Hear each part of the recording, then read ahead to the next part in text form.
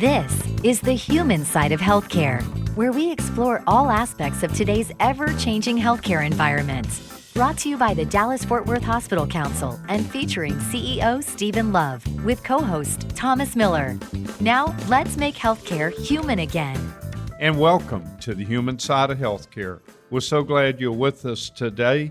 And you know, it's that time of the year. We're coming upon fall. We have a lot of sporting events. We have soccer, we have football, we even have fall baseball. We have all kinds of sports. But unfortunately, sometimes sports injuries occur. And one of those injuries is sports concussions. They do occur in our young people. We're glad that we've got Dr. Scott Burkhart with us today. He's a neuropsychologist at Children's Health Andrews Institute for Orthopaedics and Sports Medicine. Dr. Burkhart, welcome to the show. Thank you. Thank you for having me. Many of our listeners out there are parents, and they've got children that are participating in sports this fall. Can you talk a little bit about concussions you receive in sports as opposed to concussions you may get, say, in a car accident or even like falling off a ladder? Yeah, that's a great question. I think what we see more often and more frequently in sports is a voluntary participation sometimes in an athletic endeavor that has some risk for some injuries as opposed to an accident, whether that be car or a fall. We are certainly aware that sports come with some inherent injury risk, but we look at it as our responsibility for the things that sports provide young people, both socially and emotionally and mentally, to be able to keep them as safe as possible, and that means taking care of concussions when they occur. You know, even falling off a bike when kids are riding a bicycle, that's why it's so important they wear a helmet. Do you see concussions from children falling off of bikes? Oh, of course, yeah. We see them from all sorts of things. I think I'm never surprised by how kids can experience this injury or how they might sustain a concussion. But we certainly treat them all the same. You know, in our line of work, a concussion is a concussion. It doesn't really matter how it occurred. Do you have any opinion or advice for our listeners, especially the parents, when they buy helmets for their children? I'm assuming you want them to get one of the best that fits them properly and protects them. Correct, yes. I'm not a big helmet researcher, but there are annual guidelines that go out. They're actually produced by the university, I think it's Virginia Tech University, who produces a star rating not only for football helmets, but for bicycle helmets, and I think they even do hockey and lacrosse. That's great. Virginia Tech's my alma mater. I'm glad to hear that. I hope. Well, there you go. Go Hokies. You're right. I think I'm pretty sure it is Virginia Tech. Yes, sir. Right. So if parents, let's say, aren't at a practice or for whatever the reason they miss a game, and their child comes home and they don't realize that they potentially had a pretty hard lick to the head or their head hit the ground, what would you say common signs and symptoms that parents should be aware of that their child may have sustained a concussion? That's actually a really good point, too. The most common symptom reported with concussions is headaches, but we know that within the medical community, headaches can be caused by a variety of things. The typical headache for concussion, though, is a hallmark presentation of a frontal-based, behind the forehead, behind the eyes, sort of a pressure sensation. We see that most commonly if there's any problems in terms of eye movement in association with the concussion. But I would tell you that the number one symptom that should start to raise parents' concern, and it literally comes straight off of our symptom reporting sheets, is when your child just tells you that they don't feel right, or they feel off, or they feel slowed down. You know, what would you say as you talk to parents and you talk to adolescents, precautions you recommend to help prevent concussions? I think the best thing that parents and athletes can do is to be educated. We've done a great job introducing this injury and, certainly addressing some of the concerns around it. We can always do better, but the more equipped you are with education of what it looks like, how to find specialists, I would tell you that I'm a big proponent of when this injury occurs, going to a specialist or a medical specialist who sees concussions and does that as part of their clinical care model. It's a specialized injury that requires specialized care. So those two can really, from a preventative standpoint, once the injury occurs, shorten recovery times exponentially. We see a lot of professional athletes sustain a concussion, especially in pro football, and they have to go through a concussion protocol. When for a child should they return to physical activity after they've had a concussion? We've actually learned in recent research that early activity can be extremely beneficial in the recovery time. Now, that doesn't mean going back into a sport with a known risk for collision or contact, but a stationary bike, a treadmill, going for a walk, activating that system and really kind of getting some physical activity going early helps tremendously with concussion recovery. So we've been pushing more and more recently, based on some of this research with clinical care, towards a direction of early exercise, as long as it's prescribed and it's under specific guidelines. Have you noticed in your patients that you treat female versus male? I'm just curious, is there a group that sustains more concussions? There's not necessarily a group that sustains more by gender. What we know about the gender research in concussion is that there's a little bit of a disparity in terms of how the recovery process goes, even how symptoms may be reported. What we see in terms of needs is it really pertains to things that are tertiary to the concussion, the school support, maybe the behavioral health support, some of the physical nature or somatic nature of how the symptoms present can vary, but not anything necessarily in terms of acquired or how they're sustained. Each concussion, I'm sure, is a little different. Do you sometimes have to do an individualized care plan for each child, or is it kind of the same protocol? No, that's great, and a really good question. No, they're all different. We live in a world where humans are different and brains are different, and so each person is different. I've been practicing now for almost, over a decade, and I would tell you I've never seen the same concussion twice, because even a child who may sustain multiple injuries, it's different in terms of how they've developed and maybe what the current circumstances require versus what they might have experienced previously. So no, I've never seen the same concussion twice. Given your knowledge of this, how would you advise high school team physicians about their concussion protocols? I think the state of Texas has done a great job with their concussion program, and whether that's being overseen at the level on game days by the athletic trainer or team physician, to your point. But I think it's knowing folks who can help with this injury. There's a lot of injuries that can come up in the context of high school sports participation, and having someone in their back pocket who knows and understands and treats this injury and is a great resource. And when we come back, Dr. Scott Burkhart from Children's Health is going to be telling us about new treatments for concussions that will blow your mind. If you have kids in sports, you don't want to miss this next segment. Next on the Human Side of Healthcare.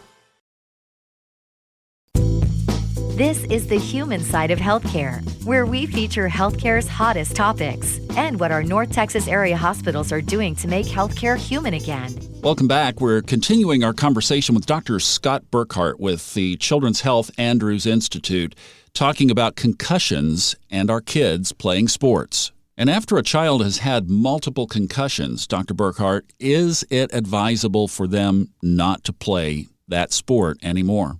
Yeah, first of all, that's rare that we get into a situation with that. We've progressed the science and the clinical care of this injury quite a lot to be able to significantly decrease how many of those conversations that we have to have. But again, everybody's different.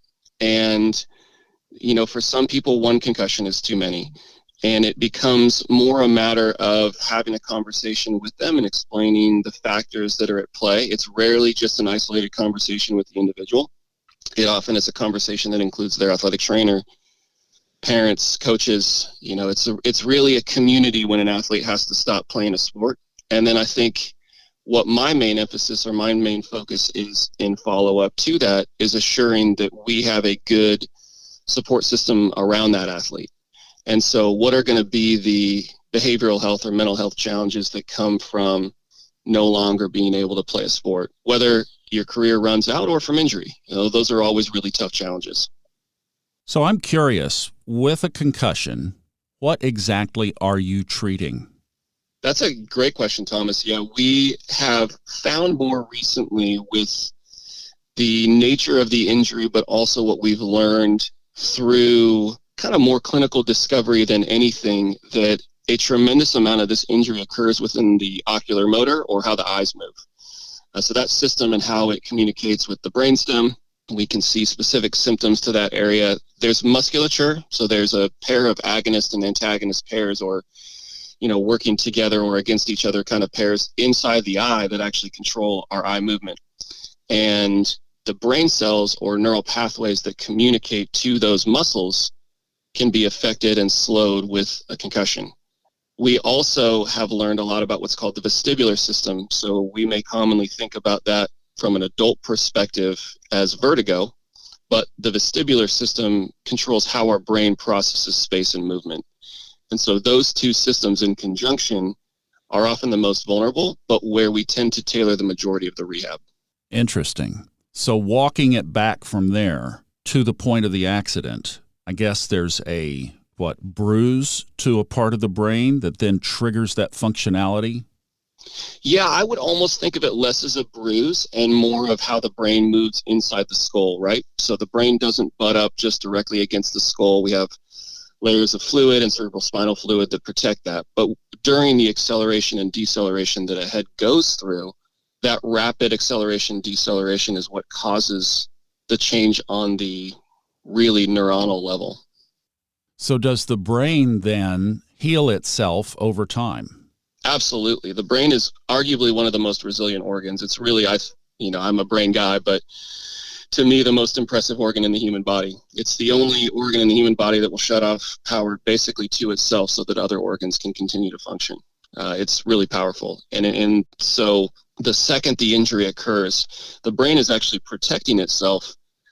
We've come to learn through science and really some great research that was done out of UCLA that there's almost a cascade effect at the cellular level in the brain that is protective and inherently immediately gets the brain working towards healing itself. So we're talking about kids here, and that was one of the things I know you and Steve brushed up against this, the long-term impacts for kids who have suffered multiple concussions. So given that kids in their 30s, 40s, 50s who have had multiple concussions in sports, are they affected? It depends, again, how individualized it is. I would tell you that we have learned more and more about the lasting effects of what can linger if the injury goes untreated. So there are likely individuals who have had concussions that may not have had them treated at the level that we're talking about that may still experience symptoms and can trace those symptoms back to a head injury.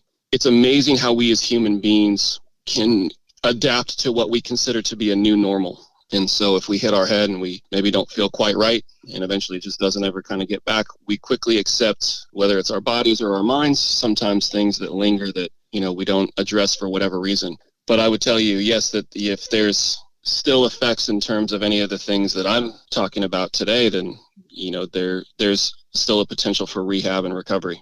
Wow, what I'm hearing is a shift. So you're saying that there are treatments now that are available that, used to be that concussions were like, there's not much we can do, give it time. No, I agree. And I think that that's exactly on point. In the last decade, we've learned more about this injury, not to simplify, but to say that this is no longer just sit and wait for it to get better. There's active things that we've learned that significantly improve recovery time and outcomes once this injury occurs. I would relay it to, I work with a lot of sports medicine guys, and I would relay it to an ACL injury.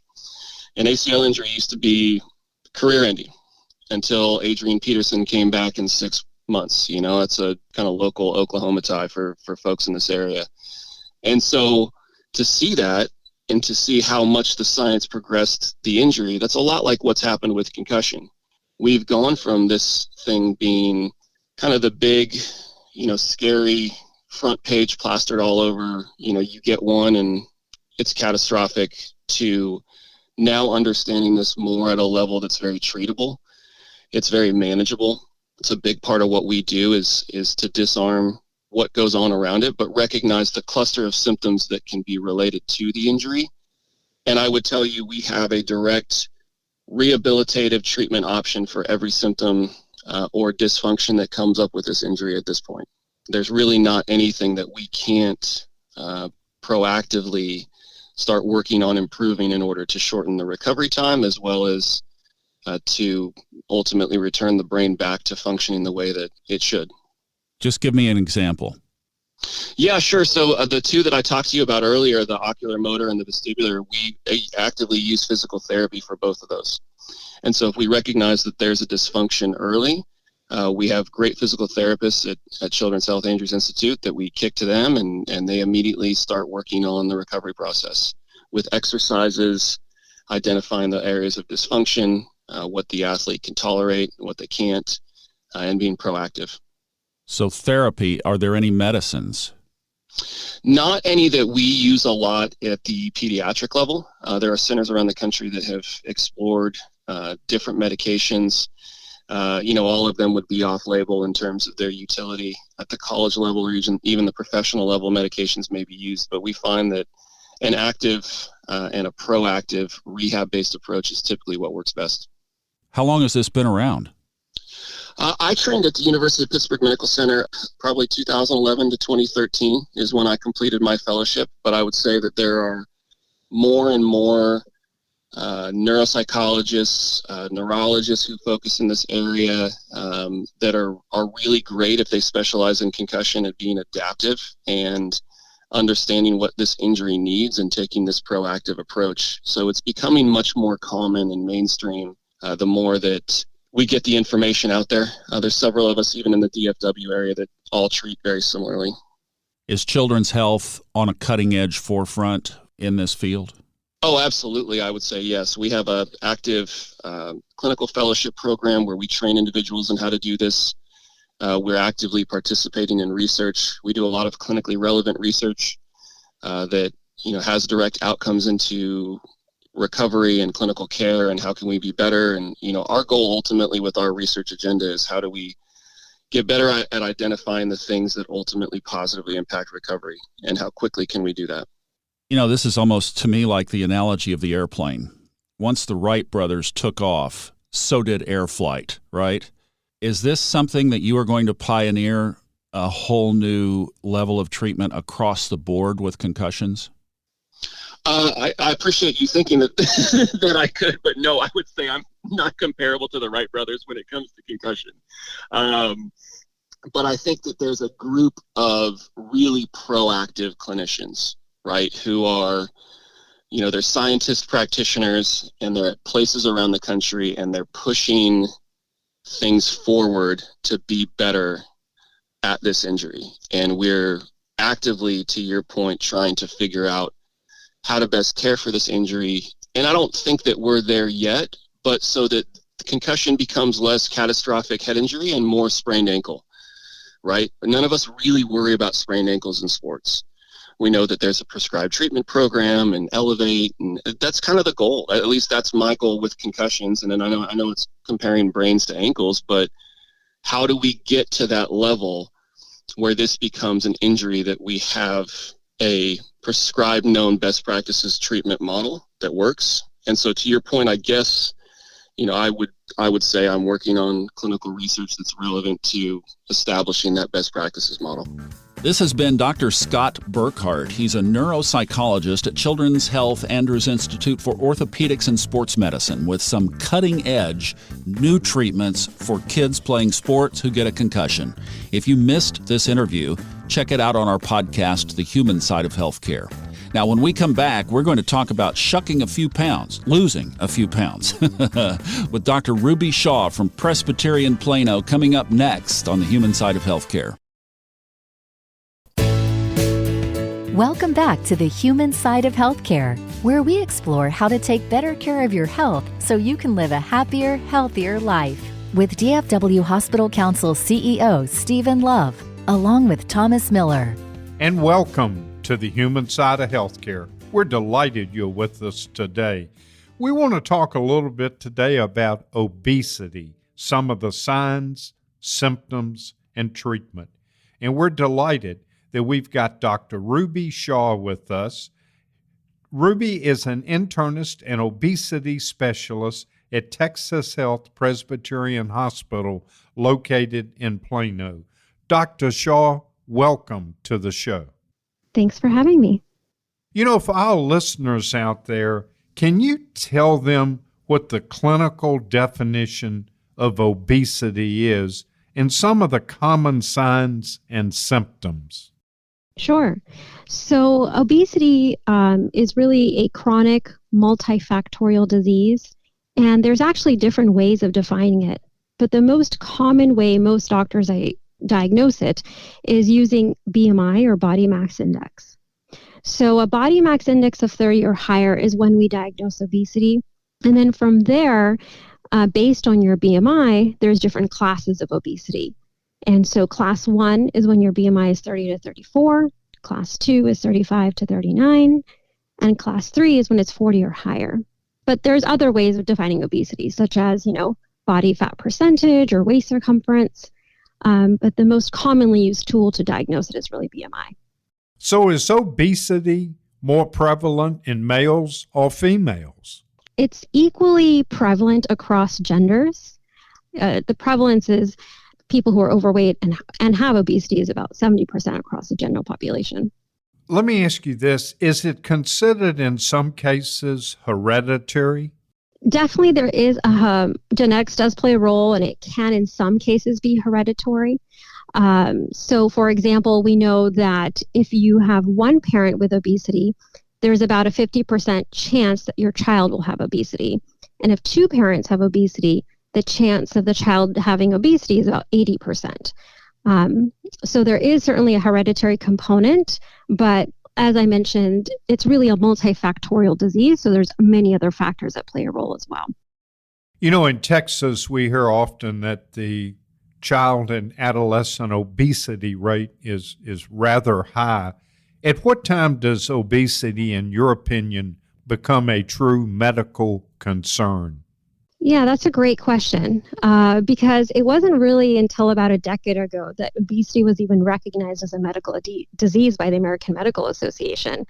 But in my opinion, anytime a person starts to become overweight and have obesity further down, that's really when it's a medical condition. Sometimes patients will wait until they have several other comorbidities to really address obesity as a problem.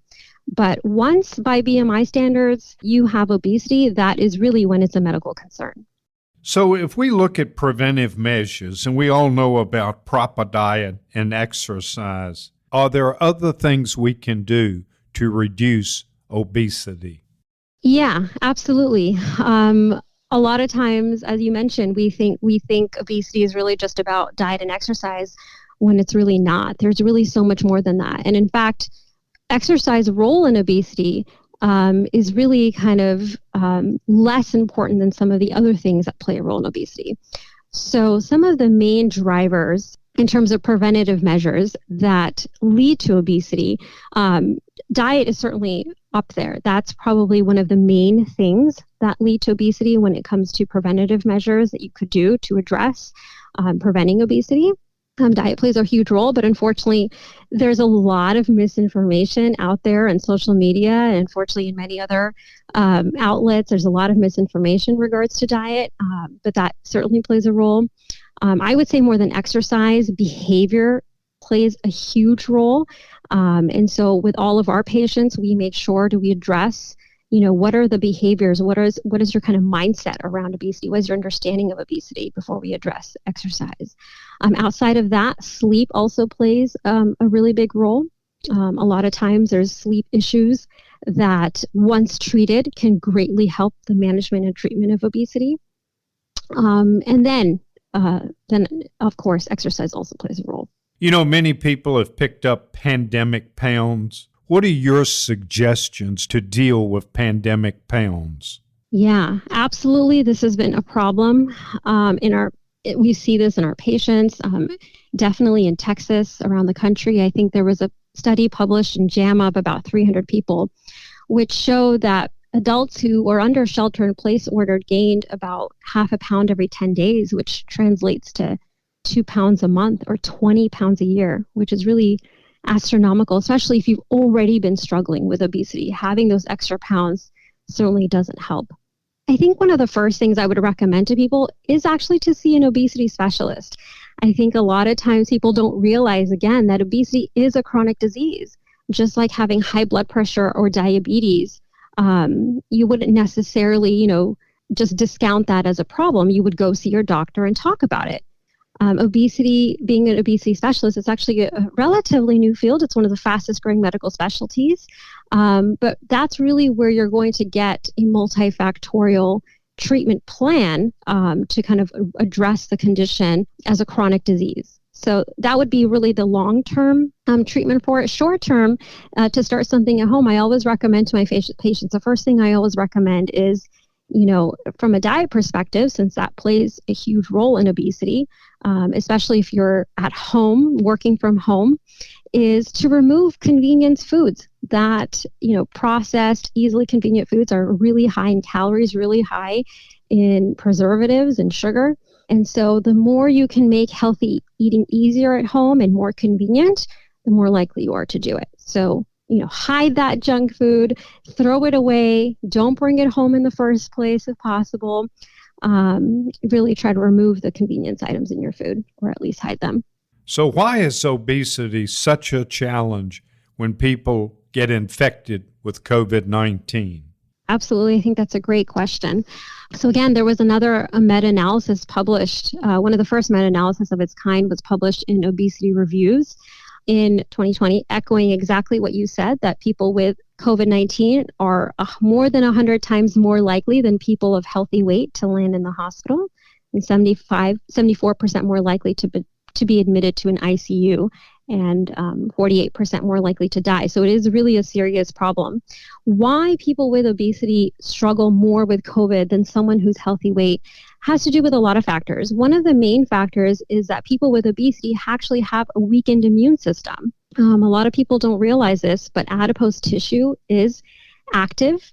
Like an endocrine gland, it releases inflammatory cytokines, which impairs the function of normal cells and impairs the function of your kind of fighter cells in infection. So it's almost like when you have diabetes. A lot of people may not realize, but when you have diabetes, you also have a weakened immune system. So in obesity, the pathophysiology is very different, but what is similar is that your ability to fight off infection is impaired. The other issue with obesity is it's also a mechanical problem. So because you have more adipose tissue, especially around your diaphragm, it impairs lung function, and you're not able to use your lungs as effectively. And also we know from a lot of studies that people with obesity are more likely to have clots and have problems like DVTs or emboli to their lungs. So that compounds the problem, because COVID-19 also is going to predispose you to clot. So all of these things play a role in someone's ability to recover from COVID-19. Are there other chronic illnesses that obesity can create even more problems as we grow older? Yes, absolutely. So as I mentioned, one of the main problems we see in patients who have obesity is triggering diabetes later on. But there are so many other medical conditions it also can predispose you to. Some of them are high blood pressure, high cholesterol, osteoarthritis, clotting disorders, cancers. Actually, there's a number of cancers obesity in our diet plays a role in.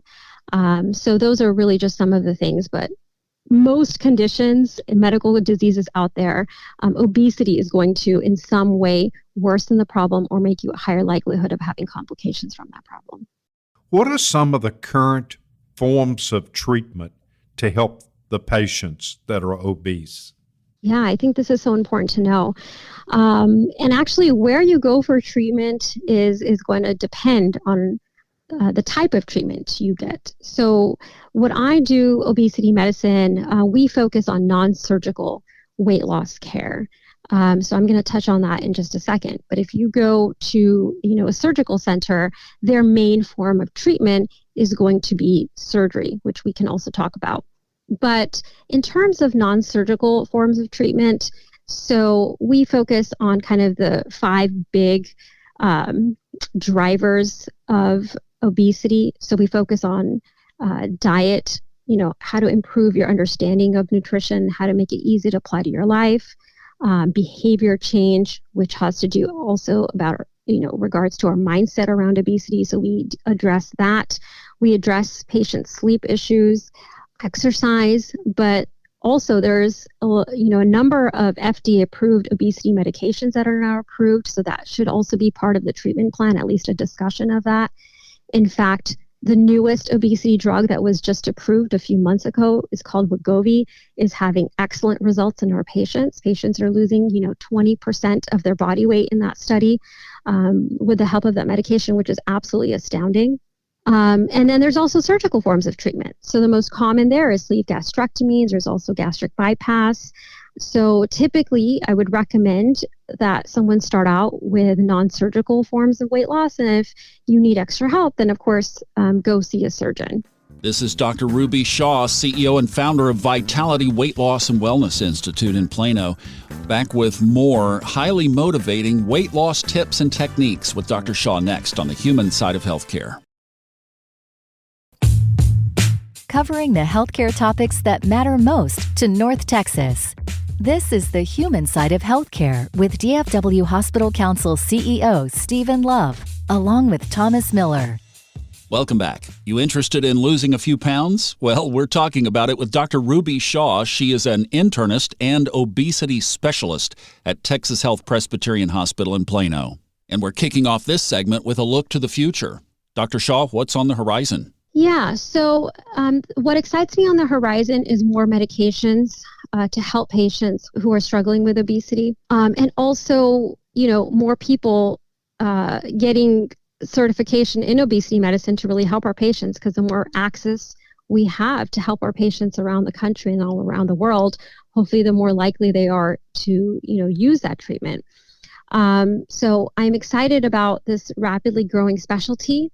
And more doctors really, learning about it to help their patients.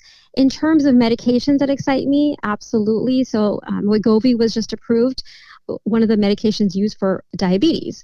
So there's another medication called Ozempic, which we currently use for diabetes and also often for obesity treatment, although it's not currently approved for obesity treatment. There's a dosing that I know is being studied right now for Ozempic that we hope in the next year. That dose, 2 milligrams or 1.5 milligrams, they're studying both those doses of Ozempic. And we hope that those 2 doses are going to get approved for obesity treatment. Because that medication, when I use it on my patients to help with obesity, in the lower doses is very helpful. So I'm excited to see what it's going to do in the higher doses. Would you say it's fair for our listeners who may be struggling with obesity that they should see a medical physician and they should be under the care of a physician? Because I think in some cases you may find another physical reason as to why they are obese. Is that true? Absolutely. There are so many drivers of obesity. And like I said, the definition is that it's very multifactorial. So you have to look at so many different things. And if you're not seeking care from the right professional, you're probably not going to get the right treatment. So many people struggle with yo-yo dieting. And part of that reason is that we don't get the right treatment for it. So I really stress going to go see a doctor. So there's so many other things that you may not realize that may be driving this problem. So for example, thyroid problems, very, very common to drive obesity. If you have hypothyroidism, it could make losing weight a lot harder.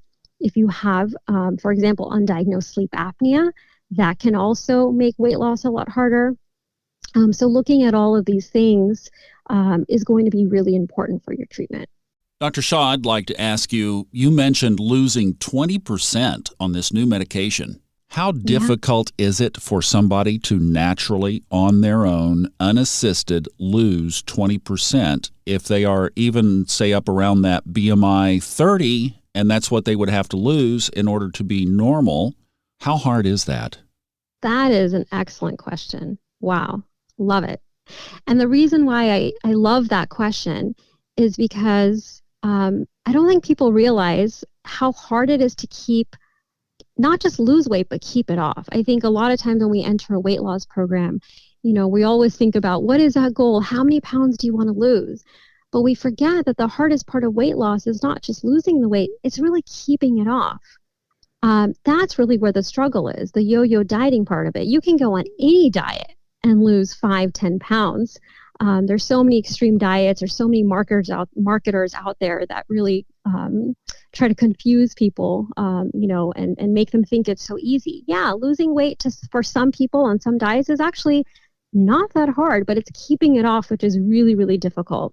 And so in the world of obesity medicine, our goal for patients, is really to lose and maintain off 10% of your body weight. That is wonderful success.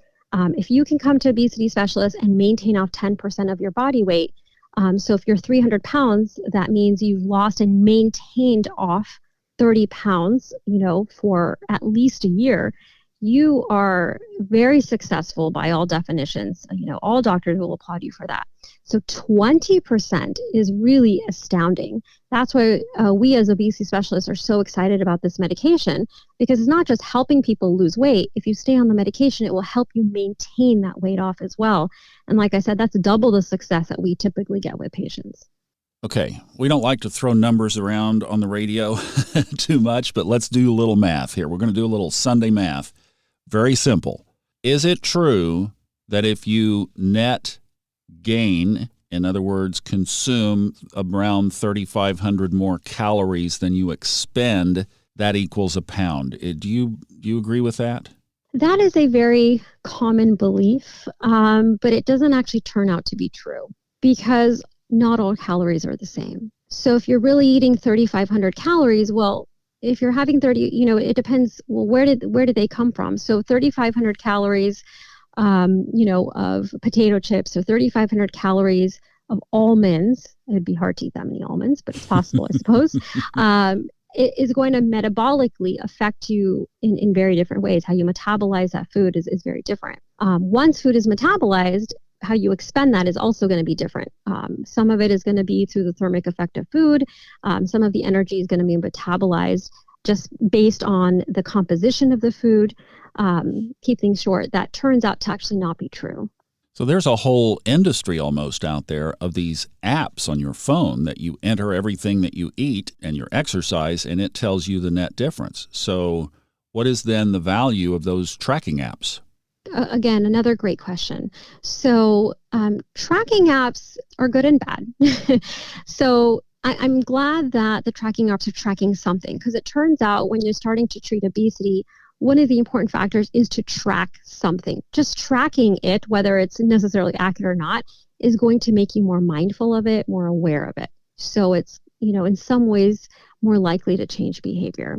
But the apps that track, calorie expenditure or your exercise are notoriously inaccurate, and we don't recommend those.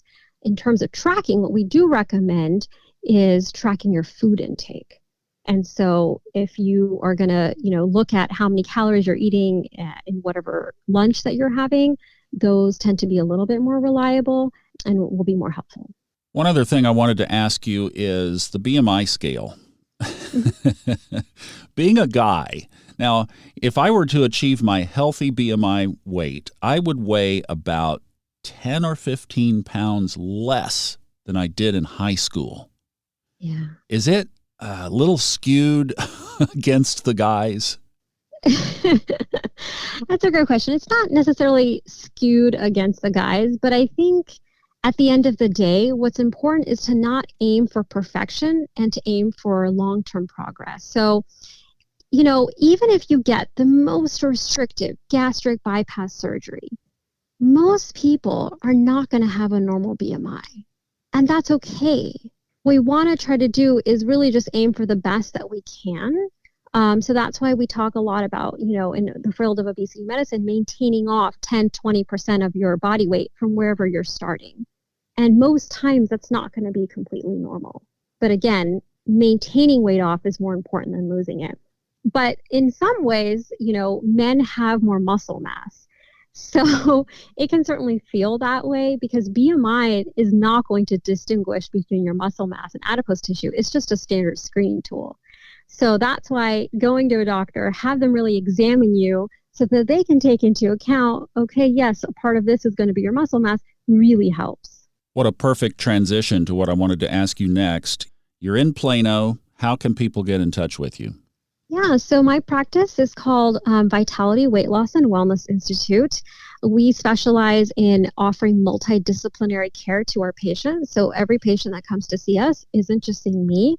They're seeing all of the experts in the field. So they're seeing a registered dietitian. We have a culinary dietitian to help with your cooking. You're seeing what's called a mindset coach, which they're really experts at behavior change. And especially if you're feeling stuck or not motivated, it's really teaching you how to overcome those things. So, we really try to take a really broad focused view on really helping people achieve a lifestyle change. We're going to have more with Dr. Shah in an upcoming episode. We had several things that we talked to her about that we didn't get to, so we will in the future. Again, Dr. Ruby Shah at the Vitality Weight Loss and Wellness Institute in Plano. If you missed some of that interview, it's on our podcast, The Human Side of Healthcare. Stay safe. We'll see you next week after the game on The Human Side of Healthcare.